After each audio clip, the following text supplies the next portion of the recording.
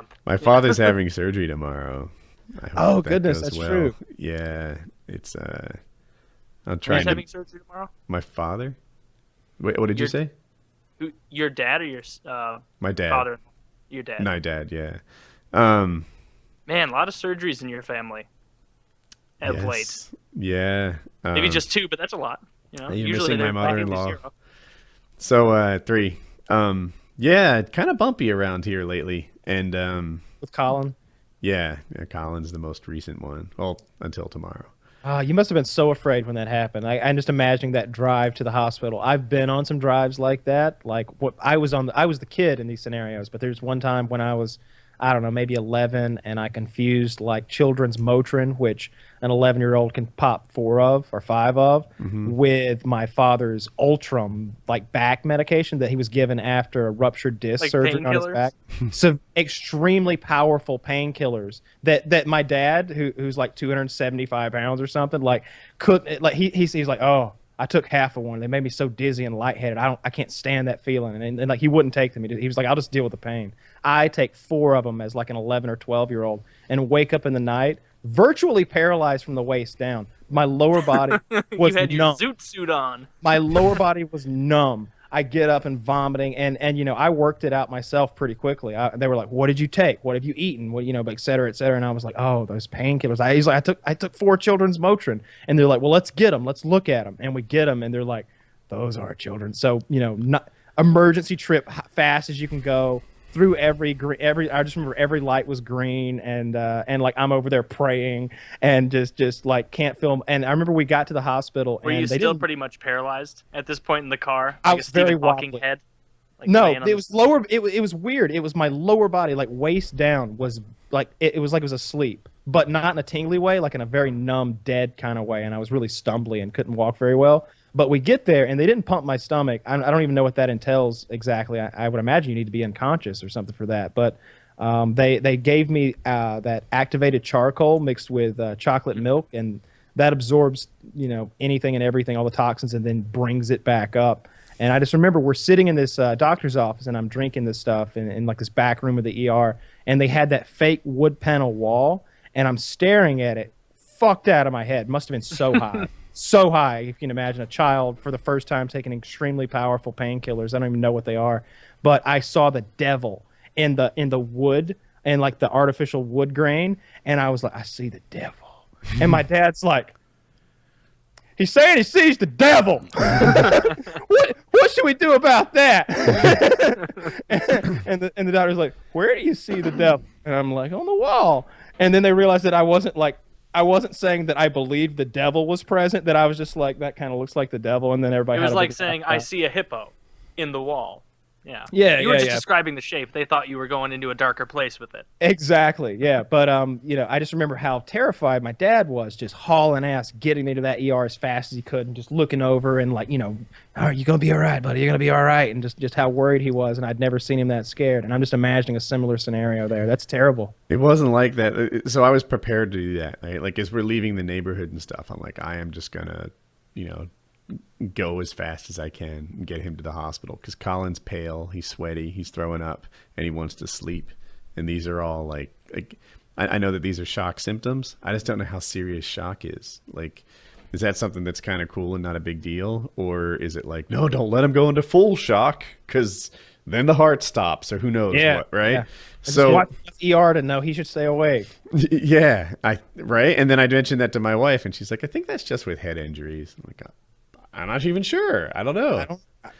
So Yeah, let's not risk it. Stay awake. yeah, I'm playing, and we talked about this on PKA in a little bit. I'm playing like happy music, like upbeat stuff, like "Call Me Maybe," and but traffic was kind of bumpy. Like it was, there was no 95 miles an hour because I'm on like Capitol Boulevard. It's stopped. I'm hitting all these red lights, and I'm like, you can't go anywhere unless you're driving on the sidewalk. And I'm like, that doesn't seem like the right call here. It seems like, one, I'm bumping the poor kid around too much, and two, like there's a real chance that I could take a problem on a scale of 1 to 10 that's a 7 and make it a 9 if I start off-roading on the sidewalk and things. So I'm stuck in traffic, and then we hit the highway, and I'm like, now I'm really gonna open it up. You know, I'll go 100 if I have to. My exit was like 1.5 miles from the house. So as soon as I get on the highway and start going, the GPS is telling me to watch for the exit. Like, well, okay. So that's what the drive there was like. Yeah. And then well, I was really glad to hear that all went well and everything. And I think we're really blessed to have modern medical care and, you know, be able to make something like that as if it never happened again. Because there was a time when privileged. Yesterday we went and saw the surgeon again. So most people haven't seen that update. Oh no, there is no update yet. Most people don't know. I went to the surgeon yesterday, and he took it apart and sort of looked at it, and they redressed it, and touched the toes and stuff. And he felt really good about Colin going to be okay. So were you having any like maybe in the moment it didn't seem like irrational, but like when you were taking the boot off, was like your head just catastrophizing the whole situation? Like you were thinking like 3 or 4 toes were just gonna fall out of the boot, or like they've been totally severed. And that's not a joke. Like, because I know like when stuff like that goes down, even if you know it's serious, you instantly go to the furthest point of like, oh my God, they don't just have a broken arm. That probably punctured some big vein in their fucking, musculature, and now they're bleeding out and there's pools of it inside. Like, were you thinking anything like that? Yeah, I mean, I've had a little first aid training. Maybe everybody has, but I was a lifeguard, so like every year we'd get like first aid again. And I was like, oh, how much blood loss? I took the boot off. So first he said he hit his foot, and I hadn't seen it yet. Like right out of the gate, he's upset and he hit his foot. And I'm hoping that it's kind of a blunt trauma type thing. And I see the cut on the top of the shoe, and it's already bleeding through the boot, which was a pretty serious, like he could picture a Caterpillar yellow construction boot. That's what Colin was wearing. And that's what I wear. Okay. So there was a cut on it, and there was blood coming through the boot. And I'm like, ooh, this is bad. And almost opposite of you, I had this hope that if the cut on the boot was like 4 inches, the sock would be 3 inches and the foot would be 2 or something like that. And then when I took the boot off and saw through, like the sock and the skin were kind of almost attached, and it was open and bleeding. And that's when I started wondering about tendon damage. And yeah. So did it almost like slice the sock into his flesh? Yep. Where it like almost presses it in there. Ooh. Yeah, there were actually a lot of pieces of sock in the wound. It's a black sock, so it was really like what are these things? And that's one of the things that happens with bullet wounds that causes them to go septic and people to actually die from bullet wounds, is the pieces of clothing that are pushed into the body cavity by the bullet itself. Because the bullet was a piece of hot lead flying through the air at 3,000 feet per second. There aren't too many germs on it, but if it pushes your shirt into your body, they don't find that piece. Especially in 1862 with a big ball bearing. You go septic, gangrene, all that stuff, and you're done for. No antibiotics. With so the first person to treat Colin was an ER surgeon, and in hindsight, the gap in skill set between the ER surgeon and the orthopedic surgeon was really big. So the ER surgeon said there was no tendon damage, even though I brought it up to him and mentioned that he can't move his toes. He's like, "Oh, it looks okay." And then as he was like stitching it, like he had cleaned it out, and as he was not stitching it, but like preparing to stitch it, he did like one last check, and he's like, "Oh, these toes aren't moving." It bothers me that when I lift his foot, like the other toes are all going, the 2 outside toes are going, and the middle ones are not.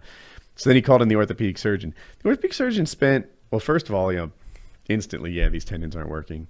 And, spent a lot more time cleaning it out. Like, after he cleaned it out, he discovered the black sock, and he's like, oh, that's what all these little black, I forget what he called them, but like little black fuzzies that you might get from a sock. He's like, that's what this came from. And he's like, we want to get this really clean because it's a sock. Like you mentioned, I guess any clothing is bad. But in my head, like I want to say socks and women's underwear is the worst things. Right? Nothing's worse than women's underwear. No, you don't want that to just fester in there. That guy defended vaginas. Like there's no bigger feminist quality than someone who would defend vaginas with such vigor. I love that. I would defend Hank Green with equal vigor. I'm a big fan. Defended those vaginas to no end. I have an AMA question here. Was there more? I don't know if people want to hear about Colin and the trip. But I'm sorry. Yeah. Okay. Yeah, continue. So the surgeon cleaned it up, and they had to push it to the next day because there wasn't a pediatric department at the closest hospital, and he moved what to us felt like heaven and earth. Like he called 10 different doctors and assembled a team. They came and operated on a Sunday, and it looks like it was successful. So that's the wrap up of Colin's foot. Yeah, go check out Woody's video. They did that. He kind of does a day in the life of the day of going and Of the surgery. walking Colin through the surgery and getting the aftermath of it. It's very funny. I think everybody had a lot of fun with how high Colin was coming out of Painkillers, and they made a lot of like funny memes and pictures. It was really good. Yeah, we got Colin in the recovery room, and also a lot of people were impressed with how he spoke. Like most people haven't heard Colin speak in a long time, and he talks a little bit. It's in spite of the fact that he's high as a kite. Yeah, he's talking to us. I noticed that. I hadn't seen him talk in a video in years, and I don't know when the last time you posted one was, but I haven't seen one probably 4 years or so, and it's markedly better. Like it's very much improved. So that's good for him. I'm happy to see that. Yeah. His mother and I work really hard on that. His mother. So I don't know, here's a Jackie. tough question. That woman. His mother and I, we don't have much, but what we do have, we give to our children. He's saying that like some peasant. We're stripped and saved. My father would use language We don't like have all the that. privilege you have. My father, if he would privilege refer of hard to work. the two of them, would say your mother and I. I don't know. Maybe it's a Jersey thing or just a Woodworth thing.